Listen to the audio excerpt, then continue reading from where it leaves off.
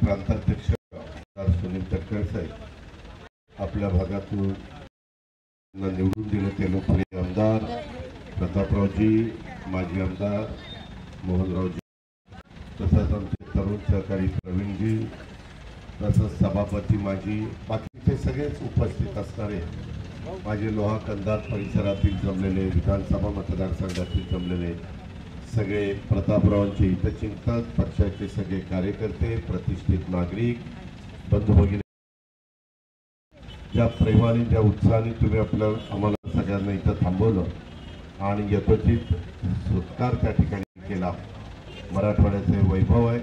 तुम्ही नेहमीच मराठी जनता येणाऱ्यांचं अतिशय भावनिक म्हणा किंवा अतिशय प्रेमपूर्वक म्हणा अशा पद्धतीचं स्वागत करत असते। त्याचा प्रत्यय मागच्याही दौऱ्यामध्ये मी आला असताना आणि आज देखील मी सुनीलजी बरोबर आले असताना विक्रम काळे पण आमच्या बरोबर आहेत, त्याही दौऱ्यामध्ये अशा प्रकारचा प्रत्यय आला।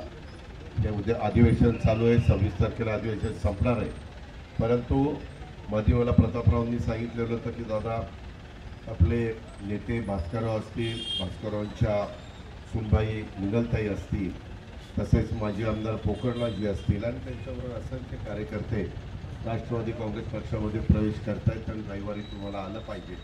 आज खरं तर दिल्लीला सुनील तटकरे साहेबांची महत्त्वाची मीटिंग आहे, परंतु खास या कार्यक्रमाच्या करता आलेले तो कार्यक्रम झाल्यावर ते जाणार आहेत। मी दुपारी पण आपल्या नांदेडच्या परिसरामध्ये आहे। नांदेडच्या प्रश्नाची जाण आम्हाला सगळ्यांना आहे। महायुतीचं सरकार राज्यामध्ये आहे, उन्हाची तीव्रता वाढलेली आहे आणि शेतकऱ्यांच्या करता ज्या काही मदत करता येईल, जसं कांद्याच्या बाबतीमध्ये कालच देशाच्या पंतप्रधान मोदी साहेबांनी, अमित भाईंनी निर्णय घेतला आणि कांदा निर्यात त्याच्यावर जो 20% कर होता तो 20% कर हटवला। का तर कांदा उत्पादक शेतकऱ्याला 2 पैसे भाव मिळावा। मित्रांनो, तुम्ही जसे शेतकरी आहेत तसा मी पण शेतकरी आहे आणि त्याच्यावर शेतकऱ्याच्या प्रश्नाची जाण ही माझ्यासारख्या कार्यकर्त्याला 7,20,00,000 कोटीचा अर्थसंकल्प मी राज्याच्या जनतेकरता 1 वर्षाचा सादर केलेला आहे। 5 वर्षाची आखणी देवेंद्र फडणवीस, एकनाथराव शिंदे, मी आणि आमच्या सगळ्या सहकाऱ्यांनी केलेली आहे।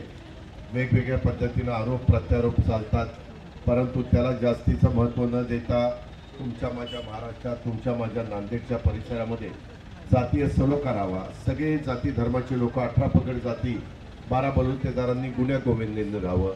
हिंदवी स्वराज्याची स्थापना करत असताना युगपुरुष छत्रपती शिवाजी महाराजांनी तोच आदर्श डोळ्यासमोर ठेवून आपल्या राज्याला पुढे नेण्याचं काम केलं, हिंदवी स्वराज्याची स्थापना केली आणि त्यांची जी शिकवण आहे, शाहू फुले आंबेडकरांची जी शिकवण आहे, त्या शिकवणीतनं राष्ट्रवादी काँग्रेस पक्षाला पुढे नेण्याचं काम आम्ही सगळेजण करतोय। आमचे तरुण सहकारी प्रवीण असतील, सूरज चव्हाण असतील, बाकीचे सगळे सहकारी असतील, त्यांनाही तरुणांना मला सांगायचं की तुम्हालाही उद्याच्याला भवितव्य आहे। तुम्ही चांगल्या पद्धतीनं काम करा, लोकांच्या मध्ये मिसळा, सगळ्यांना आपलंसं करण्याचा प्रयत्न त्या ठिकाणी करा।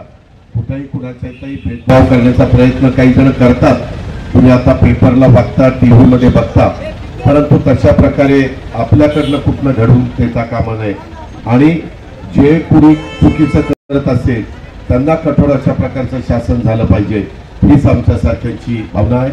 आता माजी सभापती महोदयांनी काही इथं मुद्दे उपस्थित केले, त्याची नोंद मी स्वतः घेतलेली आहे, तटकरे साहेबांनी घेतलेली, बाकीच्या सगळ्यांनी घेतलेली आहे। त्या संदर्भामध्ये मी आपल्याला विश्वास देऊ इच्छितो, योग्य प्रकारचा मान सन्मान हा राष्ट्रवादी काँग्रेस पक्षामध्ये असणाऱ्या आणि येणाऱ्या सगळ्यांचा ठेवण्याच्या करता आम्ही सगळेजण तुमच्या बरोबर आहोत ही खात्री देतो आणि थांबतो। जय हिंद।